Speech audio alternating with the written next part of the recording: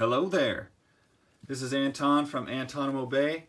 Today we're going to be looking at Malibu's Ultraverse Hardcase. One of my absolute favorite Ultraverse titles. Our special guest action figures are Supergirl and Harbinger, both as they appeared in Crisis on Infinite Earth. And now I'm sure if any of you guys have dug through bargain bins before, you've probably seen these. Maybe you just passed on them, maybe you didn't care. Maybe you've never seen them before.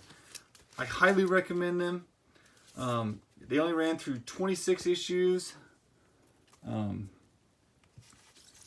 which is just a little over 2 years.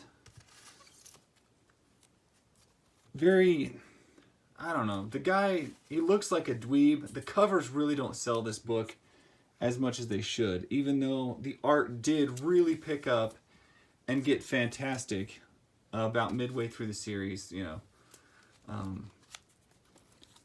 It's not a book where he goes and gets in a whole bunch of misadventures. It's basically one long plot twist and one long story throughout the whole 2 issues, or the whole 2-year run. Very good stuff, very good art. Deals with a lot of, he's part of a team that was all killed, and he's the only one left. And then he became an actor. I know that sounds like it's not cool, but it actually comes across very cool because he's kind of a cool guy, he's kind of a swell guy, but he's also kind of an arrogant jerk. But I don't know. I could get into all sorts of stuff about the series, but really you should just check it out. It features one of my favorite comic book villains of all time, Enemy, the nanotech mechanized entity that you simply can't beat. He can't beat it. He gets help from other teammates. You know, they can't beat it. There's a whole 3-part issue run that's just him fighting this thing. It's fantastic. It's a great read. In fact, he gets disfigured by it, and he doesn't look normal like the rest of the series. He's all messed up. Anyway, the book ran out. It just kind of ended on a cliffhanger note. They never did tie up the plot or anything like that. So that's kind of a bummer, because the series basically just stops. But as you can see, this point they're starting to be infiltrated by Marvel, because they've just been purchased by Marvel.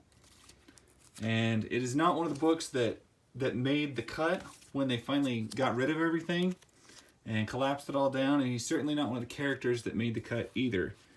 Even though he led Ultra Force. If you ever watched the cartoon Ultra Force, Hardcase did get an action figure. He was on a cartoon.